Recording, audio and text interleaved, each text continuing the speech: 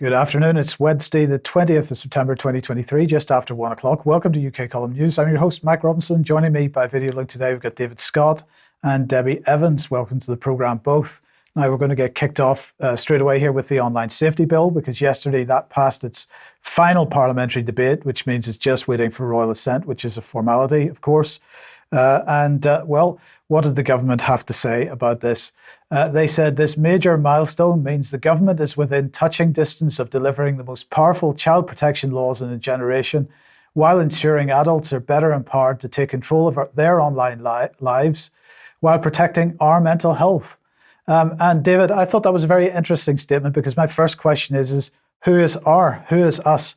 Our mental health. This seems to be suggesting, or it seems to be an acknowledgement from the British government, that they were getting pretty stressed about some of the narratives that are going on out there, that their mental health is at risk, and therefore they've got to bring some legislation in to make sure that they are, feeling all right in themselves. You're suggesting that unregulated truth-telling causes a mental breakdown on the part of the state. You might have a point there, Mike. Yes. Okay. Well, let's bring Michelle Donnellan on screen. Here's what she had to say. I'm immensely proud of what we've achieved with this bill. Our common sense approach will deliver a better future for British people by making sure that what's illegal offline is illegal online. Of course, whether something's illegal or not, if it's illegal, it's illegal. Offline, online makes no difference. So that really is no excuse for bringing this particular legislation in. Now, Melanie Dawes is in charge of Ofcom, and of course, Ofcom becomes the new regulator for the internet, at least as far as the UK is concerned. Very soon after the bill receives royal assent, she says, we'll consult on the first set of standards that we'll expect tech firms to meet in tackling illegal online harms, including child sexual exploitation, fraud, and terrorism. And of course, these are all the things that they are really focusing on, trying to divert everybody away from the censorship agenda. Let's just remind ourselves what some of the things that this legislation does. It brings in this, that platforms will need to use tools for content moderation, user profile, and behavior identification to protect their users. Because of course, snooping on people is protecting people. That's what we know. More proactive technology here. Additional provisions have been added to the bill to allow Ofcom to set expectations for the use of these proactive technologies in codes of practice and enforce companies to use better and more effective tools should this be necessary. And of course, the whole encryption situation that we've been talking about over the last number of months is part and parcel of this. We've got criminal liability for senior managers, so it gives Ofcom the powers to demand information and data from tech companies, including on the role of their algorithms in selecting and displaying content, so that Ofcom can assess how they're shielding users from harm. It goes on to say Ofcom will be able to enter companies' premises to access data and equipment, request interviews with company employees, and require companies to undergo an external assessment of how they're keeping users safe. And more on criminal liability for senior managers, because it creates offences for companies in scope and or employees who suppress, destroy, or alter information requested by Ofcom. It creates offences for failing to comply with, obstructing, or delaying Ofcom when exercising its powers of entry, audit, and inspection, or providing false information. And it creates offences for employees who fail to attend or provide false information at an interview. And falling foul of these offences could lead to up to 2 years imprisonment or a fine. So for the tech companies, it really is backs against the wall time. They don't have much room for manoeuvre here. And of course, one of the things that was removed from the Online Safety Bill as a result of pressure from campaigners and so on was the idea of removing content which is legal but considered harmful. What the government has done instead is to put the onus on the tech companies to define what types of content are acceptable on their platforms, put that in the terms and conditions, and then very stringently enforce those terms and conditions. No flexibility at all. So let's just have a look at some of the key points here. Platforms required to uphold their terms and conditions, as I've said. The other thing that this, of course, does is usher in or help usher in digital ID, because in order to keep children safe, we've got to be able to verify their ages. And in order to verify age, you've got to be able to verify your identity. So this inevitably leads towards digital ID. But the other thing that it does, of course, is it has a chilling effect on conversation on online platforms. We've already seen this building over the last number of years, but this is going to take it to the next level. which is going to force people into sort of niche areas. And so what it does is it creates, let's call it protest pens. The idea of cross-pollination of ideas that we saw on social media over the last number of years is really being rolled back to the early days of the internet, when, in order to have conversations with people, you ended up going to very narrowly constrained discussion forums on particular topics instead of social media, which is quite broad in context. Now, just to remind everybody about this page on the UK Column website, ukcolumn.org/censored. If you go there and look at the timeline of how we got to this point, it's quite a journey. But David, this is a pretty dangerous situation for everybody. We are now at the point where Ofcom is the regulator, and we now have to wait and see how the form that regulation takes at the end of the day. Where do we go? The lawyer Graham Smith is quoted here saying, "If the road to hell is paved with good intentions, this is a motorway," referring to this particular bill, now act. And this is the issue. The direction of travel is very clearly towards more and more control over what is said, and there doesn't seem to be any pushback in terms of establishing and securing the principles of free speech along that road. It's only towards less and less freedom, all for the most noble of intentions, of course. Yes. Okay. And Debi, let's bring you on screen now and talk about the COVID inquiry, because there seems to be a bit of censorship going on there.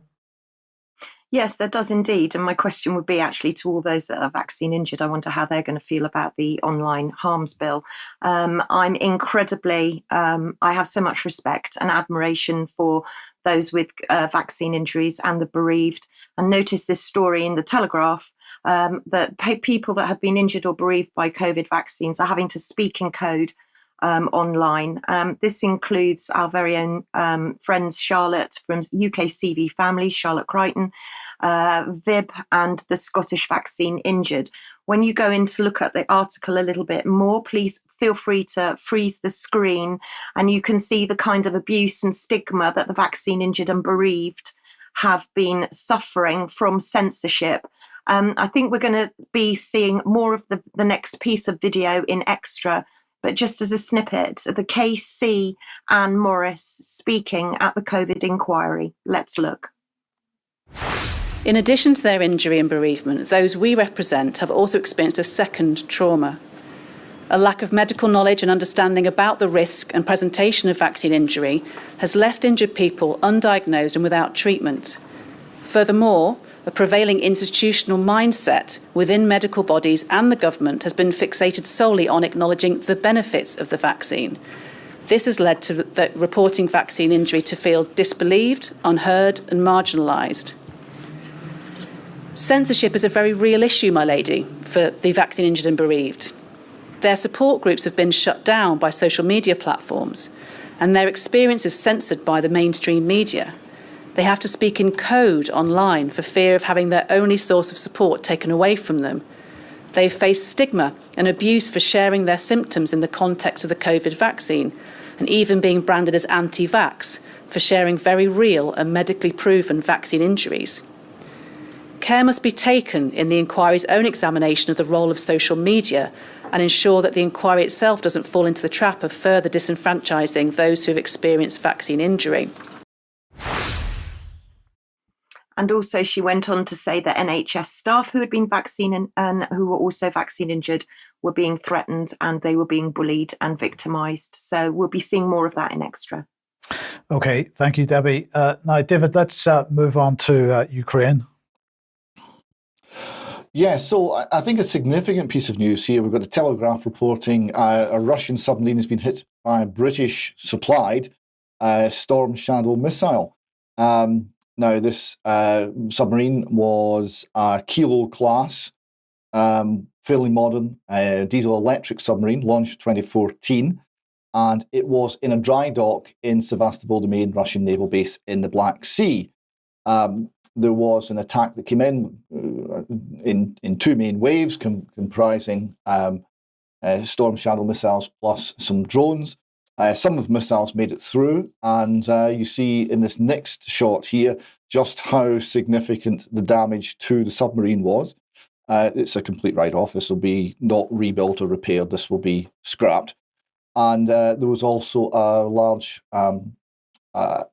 assault landing craft type ship, very severely damaged as well in the adjoining dry dock. One more shot of the damage you see. So it's been hit by at least 2 missiles. And the point I want to make here is this is the first piece of strategically important success by the Ukrainian western side.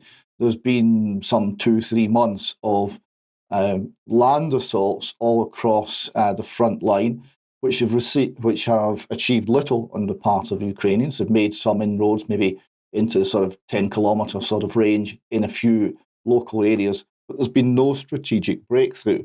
If this is now evidence that Ukrainians are able to deny Russia the use of Sevastopol as a naval base and are able to deny much of the Black Sea, perhaps, to the Russian Navy, that is a strategic shift and the first strategic victory, you might say, to the Ukrainian and Western side in the war. And of course, this is based on Western high-tech equipment, principally, supplied in this case by Britain. We'll see how Russia responds. Well, it's interesting, though, because actually the Ukrainians denied that it was Storm Shadow missiles. And so there's a bit of confusion about that. So that was the Zelensky's advisor, Polodisk, if I pronounce Podolisk, I'm not sure about the pronunciation of his name, was absolutely determined. We are using Ukrainian equipment and weapons for this purpose, is what he said. So it's a bit unclear exactly whether it was Storm Shadows or not. The Russians had said that there were 10 missiles and a number of drones, and that 7 of the missiles were shot down on all of the drones. So I just wonder, what do you think, how significant do you think this actually is? Well, I think it is because the missile strike did get through and took out 2 naval vessels in a dry dock in the main naval base. So I think that's significant. There has been an ongoing campaign by Ukraine now for some months to suppress the air defense system in Crimea, and that seems to be having, at least for the time being, some success. Now, whether Russia will reinforce this and reverse that situation, only time will tell. But I think it is the first strategic move by Ukraine that seems to be showing some success and is worth noting as a result. But of course, what will now follow will be some form of Russian response, and we'll need to see what happens there. Yeah. Okay. Thank you for that. Okay, let's move on then back to the UK. And of course, the news that came out yesterday was that Rishi Sunak has decided to roll back some of his plans for his net zero policy. Now, I've labelled this as the first election casualty because, of course, one of the major problems that the Tory party has at the moment is how do they differentiate themselves from the Labour Party? There doesn't seem to be any real differentiation between policies at the moment. Other than the sleaze aspect of the Tory party, it seems hard to differentiate between them. But anyway, this is what Rishi had to say. Let's bring him on screen. For too many years, politicians and governments of all stripes have not been honest about costs and trade-offs. Instead, they've taken the easy way out, saying we can have it all. He said, this realism doesn't mean losing our ambition or abandoning our commitments. Far from it. I'm proud that Britain is leading the world on climate change. So we're still leading the world, even though we're not. But the government, Suella Braverman then followed up by saying our government is absolutely committed to delivering net zero by 2050 and in line with our international agreements. But ultimately, we have to adopt a pragmatic approach, a proportionate approach. So people have spoken, as they did in Uxbridge. They've sided with the Conservative policy to reject ULEZ. And this, I think, is the key, David, because they're seeing the response from the general public over the ultra-low emission zone, not just in London, but in the same types of policies in other towns. And of course, we're going to be talking more about the 20 mile an hour limitation later on in the programme. But it seems like it's like children with a new toy.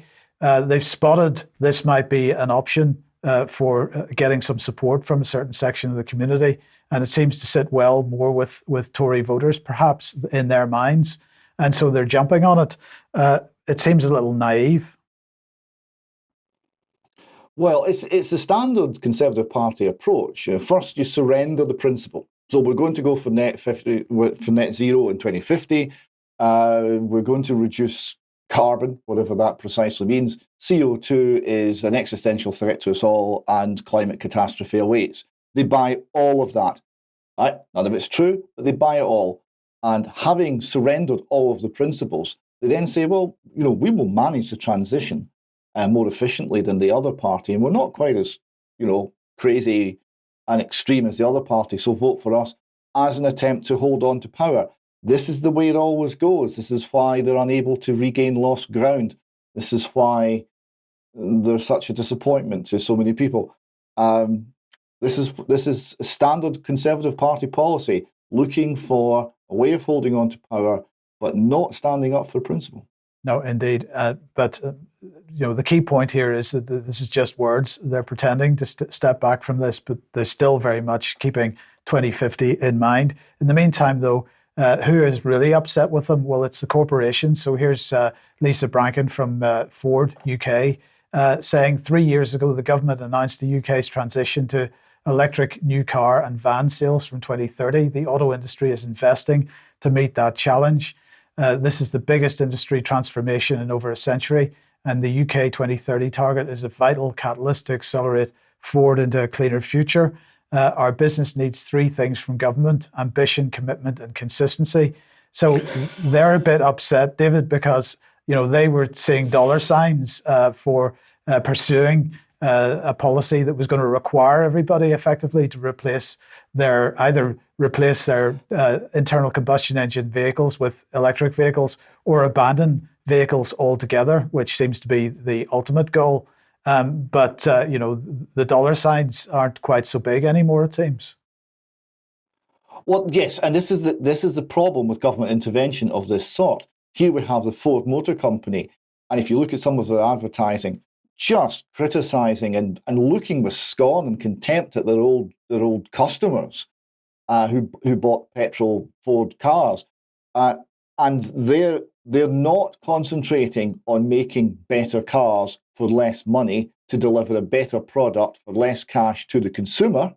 No, their concentration is on modifying their offering to suit government policy. Right? The consumer is now irrelevant. It's all about the government and the relationship between the government and the corporations. And we're now seeing them bickering, because obviously that doesn't work, because the economy is itself based on us all having choices and making decisions, and the interaction of all of us producing signals through the economy that we respond to, and we share resources and serve one another as a result. All of that's gone because we're now dealing with government diktat and corporate response. It's not working very well. And if Ford think the government's going to be consistent, I would suggest that they need to be speaking to whoever was concerned about mental health in the part of the government. In the first story we covered today. Indeed. Okay. If you like what the UK Column does, you'd like to support us, please head over to community.ukcolumn.org, become a member. That helps us greatly, and it helps build a sense of community amongst our viewers and listeners. But you could pick something up as an alternative at the UK Column shop. But please do share anything that you find of interest on the ukcolumn.org, ukcolumnextracts.co.uk, and the other platforms. Now, Debi, your latest blog is out. It is indeed. We've all heard of G20, but who's heard of B20? It's pretty significant.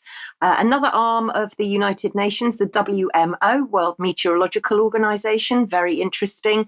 And for those of our friends in Australia, did you know that your domestic cats may go down into lockdown? And one of the very interesting innovations now, an under-the-tongue COVID pill, plus a lot more. Well, I suppose putting cats into lockdown is marginally better than culling them. We'll see what happens this winter in the UK. But in the meantime, tomorrow, 1 p.m., you've got an interview with Roger Meacock. I have indeed, and Roger will be talking about mRNA specifically in animals, and we're going to be looking in the future with Roger at domestic animals as well, and the future of animals in 15-minute cities as well. Okay, thank you.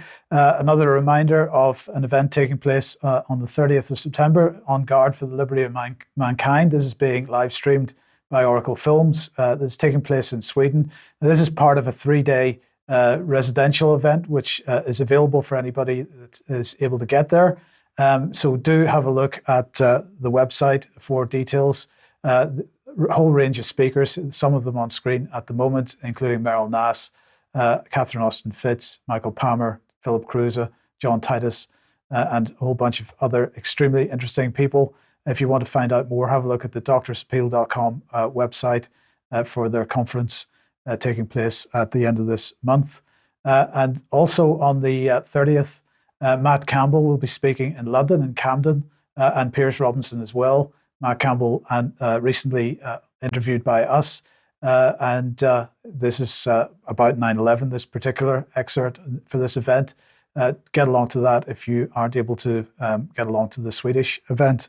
And I just wanted to finally mention this because the energy bill is working its way through Parliament at the moment. There is a petition to pause the energy bill and hold a public referendum before proceeding. I just wanted to let people know that that was there and available if you would like to sign it. Okay, let's move on then to economics and inflation. And the latest inflation figures came out. And what are they showing? Well, really no change from last month. So although we've seen a peak and apparently a fall from that peak in the last couple of months, things perhaps not falling as far as the Bank of England and others claim that they would like to see. So CPI at 6.7%, that's down 0.1% from last month.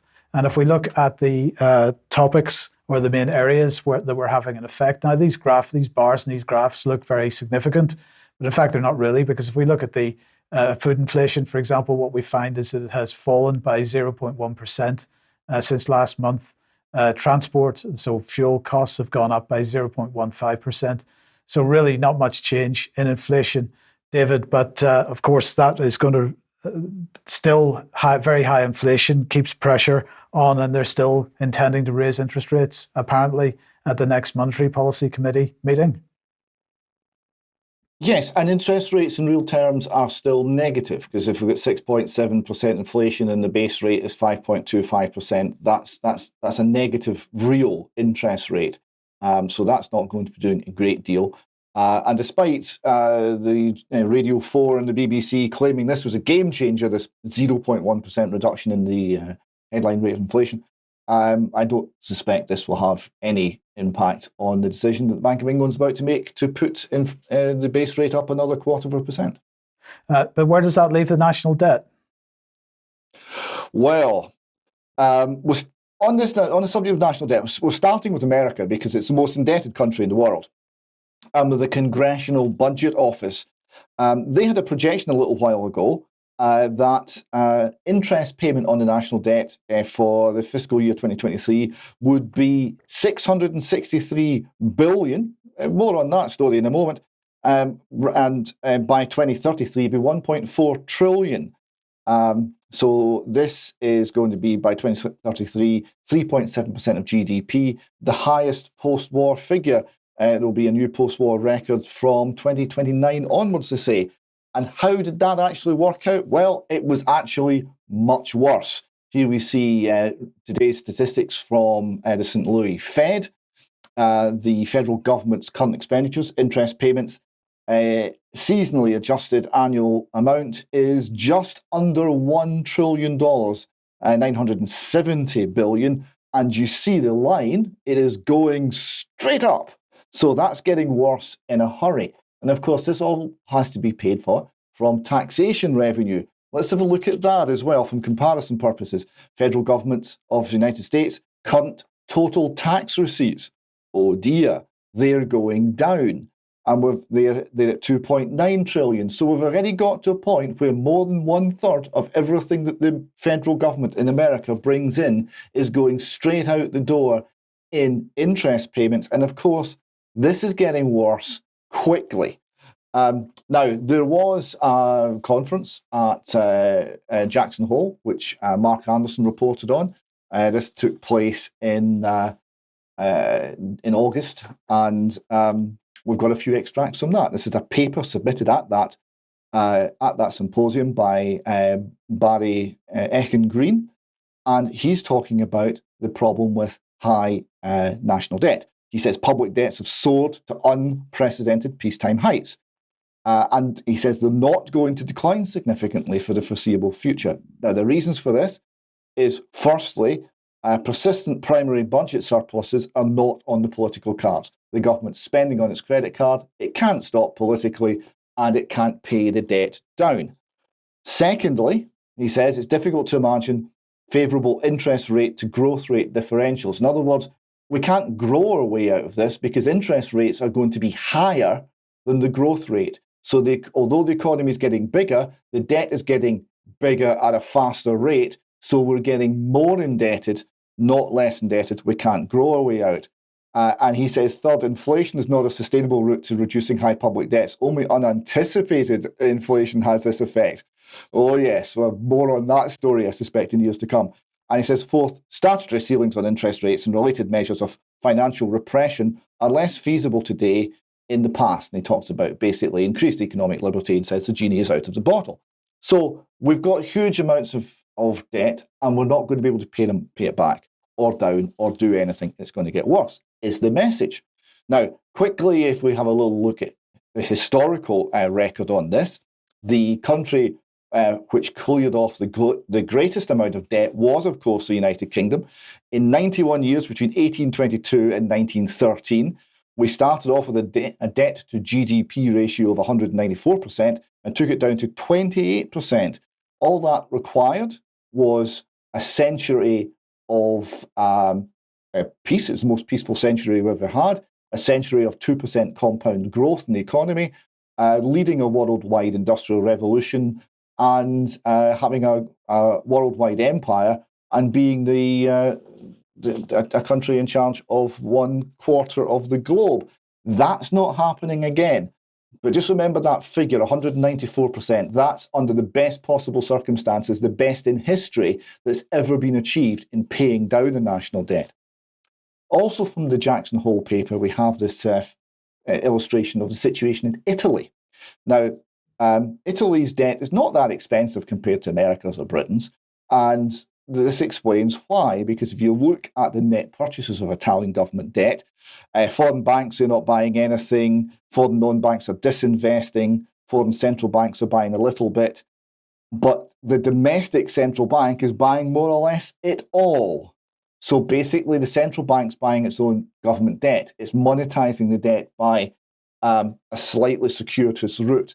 It's not being paid down. It's just been moved from one pile of red ink to another. And this is essentially money printing, monetization of the debt, and it will be inflationary. Coming to Britain now, we've got the Office for Budget Responsibility. They say 2023, we expect debt interest spending to total 83 billion, 5.2% of total public spending, £1,900 per household. That's a figure that should make people sit up and take notice. That's how much we're all paying to support the government's unsustainable spending. Now, looking at trading economics, they comment that the interest payable on the United Kingdom central government debt was £7.7 billion in July. This is 1.5 billion more than July last year, and was the highest interest payable in any July since records began in 1997. So it's not going well. Financial Times confirms this. Fitch have forecast that the situation's even worse. They expect the Treasury to spend 10% of government revenue on bond costs this year. 10.4% of government revenue will go on interest rate payments, they think. This is the highest of any developed country, and it's the first time that Britain's actually topped this particular table, the previous leader being Iceland. So we've got a little graph there that shows the debt in the United Kingdom as a percentage of government revenues, and that's the figure that actually matters. It's how sustainable the debt is as a percentage of government revenues. We can see it's been less banned than America, but it's now becoming worse than America. And how banned can it get? Well, the Financial Times has got a prediction here from the Office of Budget Responsibility. They predict their median forecast is by 2070, UK public debt will be 310% of GDP, 50% higher than it was immediately after the Napoleonic Wars.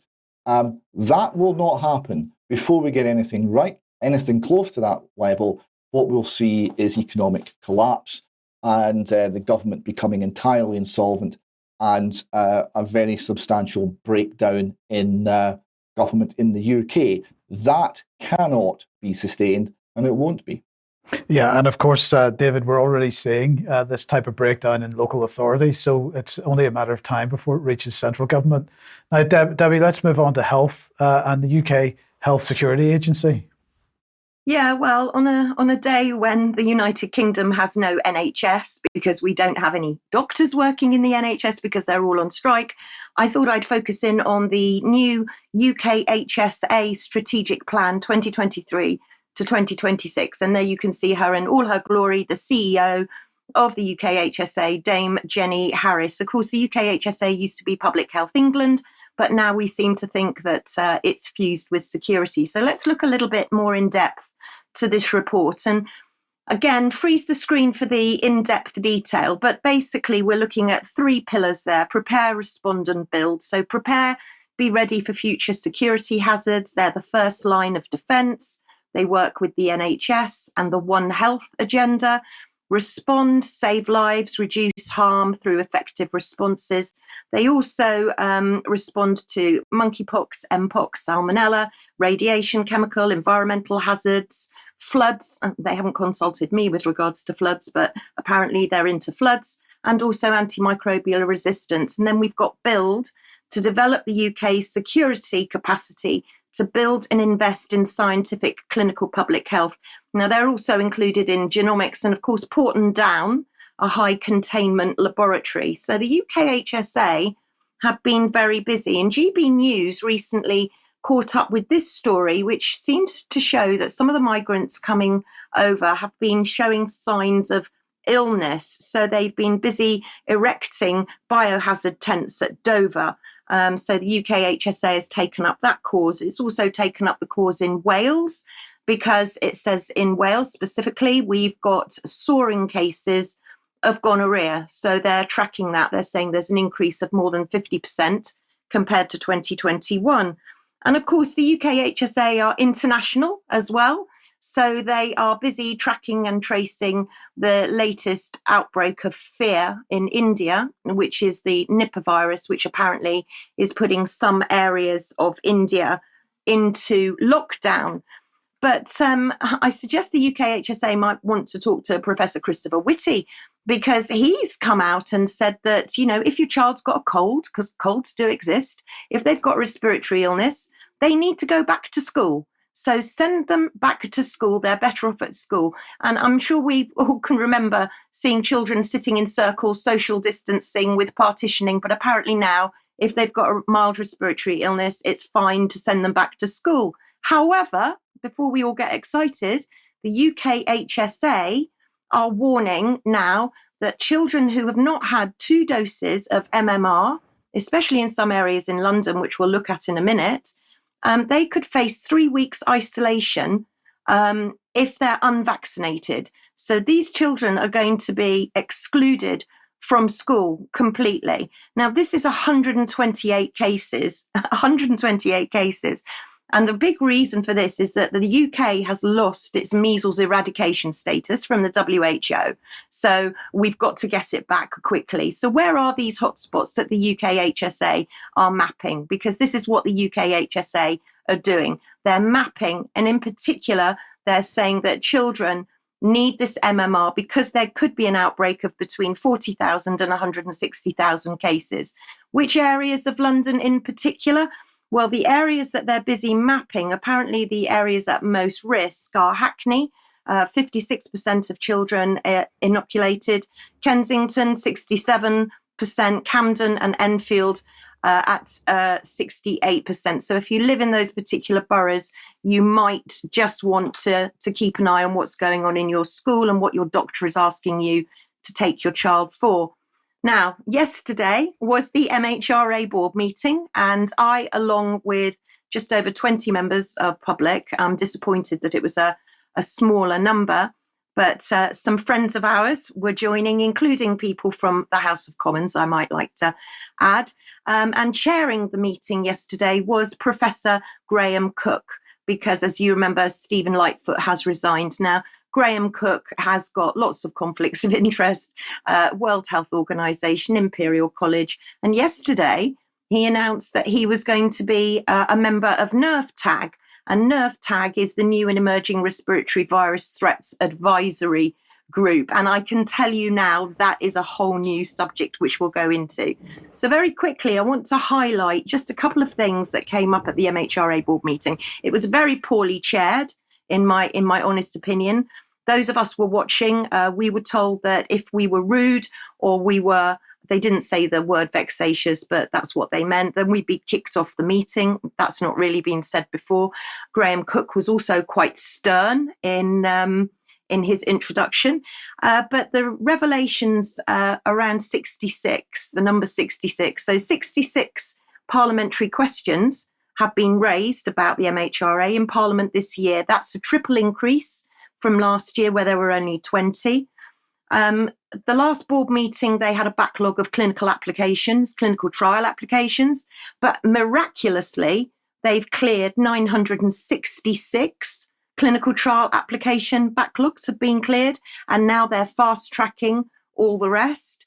They were talking very much, June Rain was talking very much about regaining the public trust. We don't trust the MHRA. I just want to put it on record there. We don't trust the MHRA, but they're really interested in their own people, recruiting, retaining, doing surveys, psychometric testing. And we had a lady appear that said all the members of the MHRA, all the employees are like lilies on a lily pond, and we have to look after them. So the MHRA are quite clearly listening to each other, but they're not listening to us. Okay, thank you, Debbie. And you've got a couple of emails here. Lovely, lovely email. Thank you so much from Jacqueline. After our segment last week on anorexia nervosa, I'm going to be speaking more to Jacqueline in the future, so we can look forward to that. She's 74. She's lived with anorexia all of her life, and she's a complete inspiration. And it doesn't have to be the way the government would like it to be. So keep an eye out for that. Thank you to Jacqueline. Okay, thank you. Well, you got a bit of a preview of what's coming next. Just want to very briefly mention the Russell Brand saga that goes on. So as we know, the Times published with Channel 4 Dispatch has published this article a few days ago, Russell Brand accused of rape, sexual assaults and abuse. We'll come on to this in a little bit more detail in a second. But before we do, this was the BBC's coverage of the same thing, Russell Brand accused of rape and sexual assault. And there was one sentence that jumped out at me here. The Sunday Times reports the BBC said that all the women felt ready to speak only after being approached by reporters. The newspaper said several felt compelled to do so given Brand's newfound prominence as an online wellness influencer. So this apparently has only happened because of the approach of reporters. And I just wanted to suggest or mention the fact that, of course, if we look at what's happening with Richard D. Hall at the moment, in his case, the legal action that's happening against him appears to have only happened after one of the families involved in the Manchester bombing was approached by reporters, in this case, Mariana Spring, and so on. So is this a new tactic by the mainstream press to encourage legal action? I'm certainly putting that out as a question. The other thing that I thought was really pretty despicable about this was the Daily Mail's attempt to attach Russell Brand to Jimmy Savile. So this was the headline. Listen to the moment Russell Brand tells Jimmy Savile he will bring along an attractive naked female assistant who will give him a massage when they meet. So the implication is that in a telephone call, Russell Brand was offering to effectively procure women for Jimmy Savile. Now, I'm not aware that Jimmy Savile was particularly into women. He was more into other things, younger things. But let's have a look at what it says. Russell Brand told Jimmy Savile he would bring along a naked female personal assistant who would give him a massage when they met. When Brand asks if he will meet him, Savile says, if you've got a sister, you could meet me by bringing her along. I don't usually meet fellas, but if you've got a sister, then that's okay.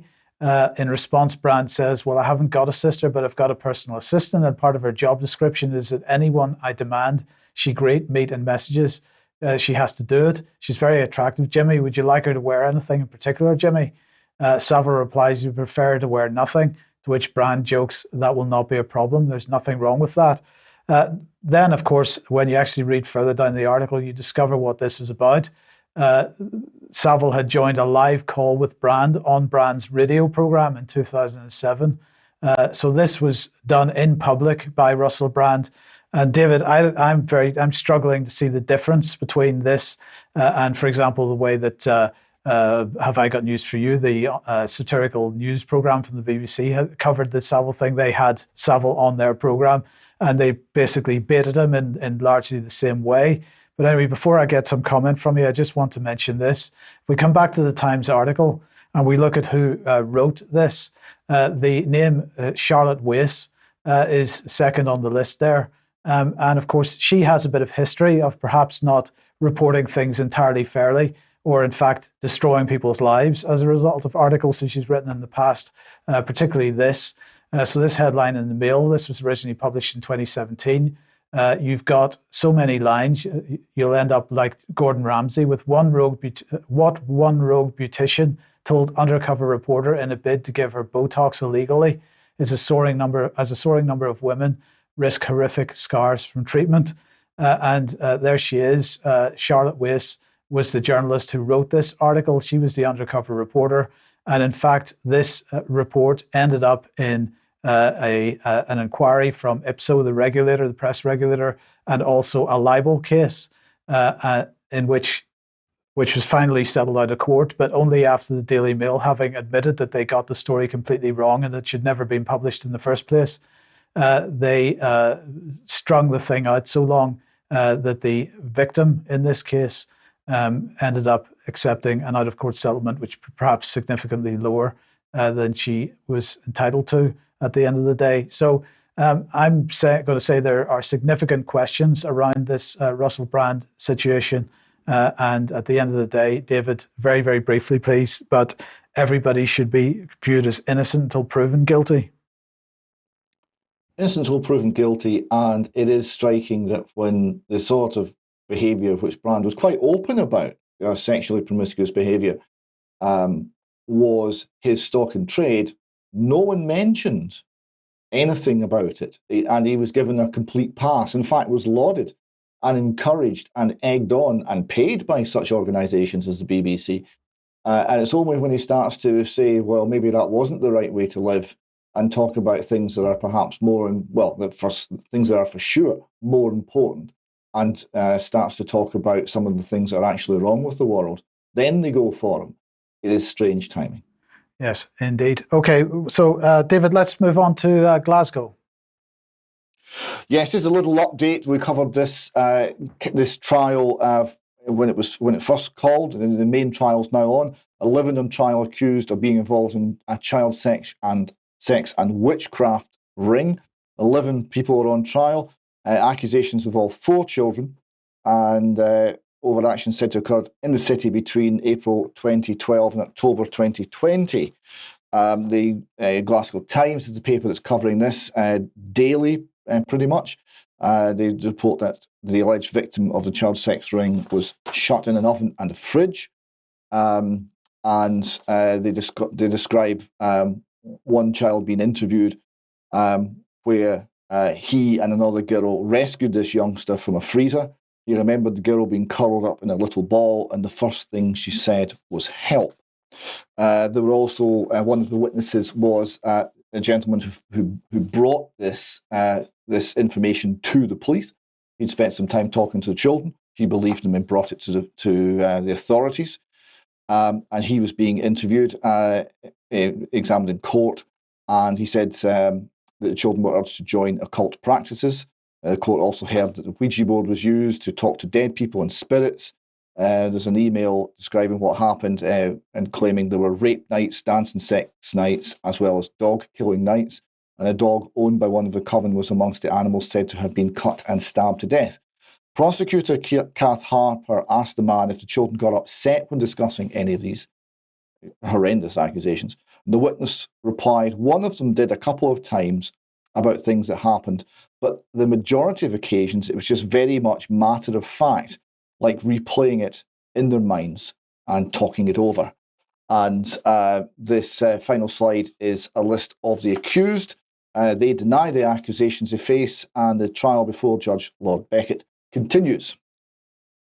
And just a sort of final point on this, we should remember that Nicola Sturgeon issued an apology for the historical injustice of witch hunts. She said it was injustice on a colossal scale and was simply a case of hatred for women. And she was supporting the call for a national monument and a formal apology over the persecution. She's been very silent about the actual suffering of people who've suffered under Satanist ritual abuse in Scotland, of which there have been an unfortunately large number. She's not said anything about this ongoing trial, which is not yet reached a conclusion. But it does seem to be a little bit odd that she's making blanket statements about who was and who was not guilty several hundred years ago and not looking at the suffering that's taken place in her own country in modern times. Yeah. Okay. Thank you, David. Now, Debbie, let's move to Canada. Yeah, let's remember that what happens in the UK, we need to be keeping an eye on Canada and also other countries. So just to remind people of CANZUK. So CANZUK is a closer tie relationship, of four eyes, if you like, between Canada, Australia, New Zealand, and the United Kingdom. And we've got very close relationships with Canada and our Canadian friends, including the MHRA, who have been busy working with Health Canada. And of course, the government of Canada has got, I've just taken a snippet of it there, but they have a whole page on Canada, United Kingdom relations. So keep an eye on Canada for what might happen in the UK. And saying that, I'd like to introduce you to Dr. Theresa Tam, who's Canada's Chief Public Health Officer. Now, Dr. Tam originally comes from Hong Kong. She trained in Nottingham. She's worked for the World Health Organization. And I'd like to just introduce you to her talking to a few children at Christmas last year. Let's have a look. Well, kids, I'm just doing my yearly call to the North Pole for Santa's holiday health check. Are you all set for the holiday season? Of course. I must say, Dr. Tam, it just warms my heart to see everyone in Canada, especially kids, working so hard to keep the holidays safe and cheerful for all. It's been a tough season with lots of viruses making people sick. We are both up to date with our vaccinations, including COVID boosters and flu shots. That's so good to hear. 1, stay up to date on your vaccinations. 2, wear a mask in crowded indoor places and make sure it fits nice and snug. 3, wash your hands to the tune of Jingle Bells, Jingle Bells, Jingle. Also, you can be sure to stay at home if you're feeling sick. And if you're gathering indoors with other people or elves, open a door or a window for a few minutes at a time to let in some fresh air. The more items you check off the list, the more protected you are. Happy holidays, everyone! Happy holidays, Dr. Tam. So you're getting the picture. So last week, she appeared in front of all the cameras doing a press release because Moderna has been approved, the latest Moderna injection's been approved. So let's have a look at her having a talk in front of the cameras. Just note the design on her suit. It looks remarkably like a coronavirus to me, but let's see what she says about what's being rolled out or what's being proposed to be rolled out in Canada. Thanks for that. Just as a follow-up, I'm sorry to cut you off, but I just wanted to take note. You're all masking, which is lovely to see, of course, but most government ministers are not now. Most MPs are not. Most people on the street are not masking. Is there any specific guidance on that going forward at this point?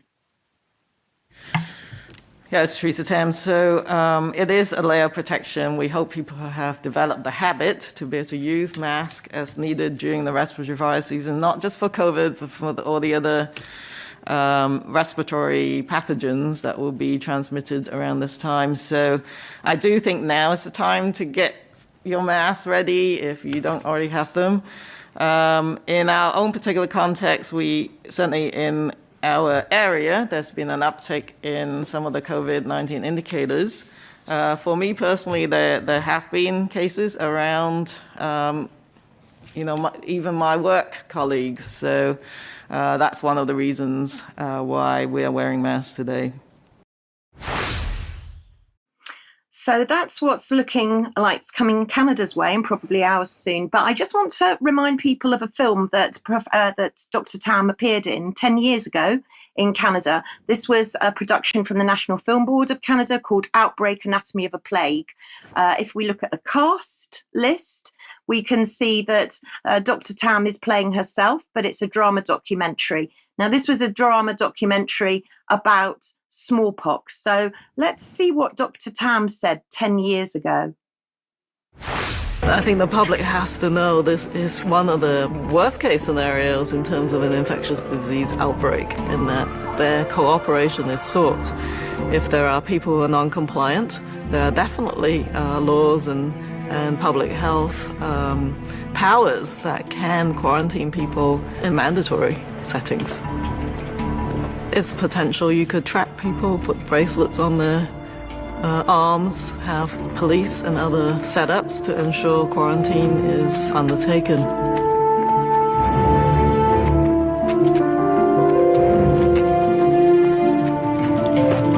It is better to be preemptive and precautionary and take the heat of people thinking you might be overreactionary, get ahead of the curve, and then think about whether you've overreacted later. But it's such a serious situation that I think decisive early action is the key.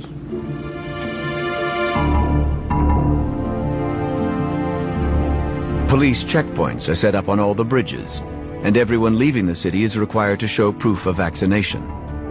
Those who refuse to cooperate are taken away to temporary detention centers. Do you think she holds those views now? Those views and even more extreme, I suspect. Okay, David, let's come back onto the green agenda and the 20-mile-per-hour zones. Yeah, so as you were discussing on Friday, this is 20-mile-an-hour zones have been introduced all across Wales, replacing the 30-mile-an-hour speed limits. This was announced by Lee Waters, the Deputy Minister for Climate Change. Not transport, no, climate change. Now, looking into the justification for this, we have Transport for Wales have issued a document, default 20-mile-an-hour speed limit on restricted roads, interim monitoring report. So let's find out what it's all about. Well, firstly, we see that the objective is to improve the well-being of the people in Wales. More on that story in a forthcoming article on UK Call. And specifically, they want to reduce injury and death, the number of pedestrians and cyclists killed or seriously injured. Fair enough. They want to encourage a change in travel behaviour, away from private car to walking and cycling, and they want to reduce negative effects of vehicle use, i.e. carbon emissions, right? They mean CO2, and let's say CO2 is not a pollutant, but they're maintaining it as, and they want to maintain and improve local air quality. So that's what it's about. So they developed some key performance indicators. Oddly enough, public safety and reducing accidents and having fewer people killed or injured wasn't one of the key performance indicators, but some of the other things were. So how did they do? Well, in the trial areas, in the 20-mile-an-hour limit, they had 64% of cars were travelling at less than 24 miles per hour, although 45% had been before the change. The 85th percentile speed, which is what the speed limits were originally based on, it was reduced by a whopping 2.5 miles per hour. So a very slight reduction, at least initially after the change, in driver behaviour, but not a great deal. And local change to air quality, no material effect. So, in fact, some of the areas they measured got a little bit worse. So the justification seems very, very thin. It's clearly been driven by climate change and the need to change behaviour. It's not been driven by facts and evidence and data. People are realising this. There's a petition. 50,000 people in Wales have signed a petition calling for the default 20-mile-an-hour speed limit to be scrapped. And there has been some pushback in the manner of the Blade Runners and the ULEZ zone in London. This time the 20-mile-an-hour traffic signs are being destroyed or painted over, or people are getting sticky on number 3s and returning it to 30 miles an hour. That's not the only thing that we're doing, but we'll maybe talk about that a little bit more in extra. So some of the inverted commas vandalism has been quite creative. But anyway, Debbie, Cornwall perhaps is the next area to be getting this. Yeah, not to be outdone, Cornwall Council have approved the speed limit reduction to 20 miles an hour in more communities. So if anybody is coming to Cornwall, let's see where the regions have been. The successful pilot, I'm not sure that the people of Penryn and all the other areas where it's been piloted would think that, but Falmouth, Penryn and Camelford have already changed across to 20 miles an hour. And coming up next year will be Hale, St Ives, St Austell, Newquay and St Column. So it looks as though we're going 20 miles an hour as well. So for anybody coming down, it's going to be a slow journey. Indeed. Okay, David, and let's finish off then with a short update on the Fernethy story. Yes, the Times have picked this up. They have produced an article, Thatcher's Scottish Solicitor General linked to the abuse of poor girls. And this is all about Nicholas Fairbairn QC and what they call a summer school. Well, that's not quite correct. But Fernethy Residential Convalescent School. Now, there's been a few minor factual errors in the article, but it's generally a very good article. I've spoken to quite a number of the survivors. I spoke to Susie Henderson, who made a very important contribution. So it's an article well worth reading. And also, because it's the Times, we've got some political response. Russell Finlay of the Scottish Conservative Party, the Justice spokesman, has demanded the allegations are aired in the Scottish Child Abuse Inquiry, which has been held in Edinburgh. He said, quote, these deeply disturbing accounts of vulnerable young girls in care being raped by men at the pinnacle of Scotland's legal elite must surely be of interest to the inquiry, he said. The dark crimes committed by these men, seemingly untouchable in life, cannot be suppressed any longer. He is, of course, absolutely correct. Unfortunately, the inquiry is headed by a single lawyer and member of the Faculty of Advocates. This is the same organisation which these abusers were members of. So there may be a conflict of interest, and there's certainly not a great deal of action from the Scottish Child Abuse Inquiry on Fernethy yet. This was all prompted, of course, by the UK column article, Fernethy, the Fairbairn connections. So I encourage people to look that one out and revisit that if you would. And finally, we've got something from the National here. Yes. This is relevant because this might come up. There's an ongoing court case concerning one of the teachers at Fernethy. And she has been charged, not yet been convicted. The case has not yet come to trial, but she's been charged with cruel and unnatural treatment of the children. A recently completed case has seen a former social worker at a Bridge of Weir children's home called Quarriers found guilty. Some of the mistreatment was described as very similar to some of the mistreatment at Fernethy. Her mistreatment of these children has followed them into adulthood. The pain has followed them into adulthood, said the prosecuting solicitor. And the victims said how Ramsey, the woman convicted, force-fed them, used physical violence towards them, would hand out humiliating punishments for bedwetting and failing to finish meals. This is all abuse that also happened at Fernethy. So she was convicted, despite the amount of time that had passed since the crimes were carried out. and she was given a community service order for 300 hours of unpaid work. And that light sentence has left the Fornethi victims very angry indeed. Yes, indeed. Okay, that's it for today. Just before we go, though, we've just got 2 very quick slides here, David. Yes, first, it's just a week after 9/11, and we see here a meme with the Twin Towers and the phrase "Never forget" emblazoned on them, and World Trade Center 7, and that one you meant to forget. Yes, indeed. And then, yes, a worried man visits his medical advisor. He says, "Doctor, I'm depressed because of the weather 30 years from now." And she suggests, "Have you tried supergluing yourself to the street?" yeah, that seems to be the answer. Okay, thank you very much, David and Debbie. Thanks for joining us today. We'll be back in a few minutes if you are a UK Column member for some extra. Don't forget the interview at 1 p.m. tomorrow. But otherwise, we'll see you at 1 p.m. on Friday as usual. See you then. Bye-bye.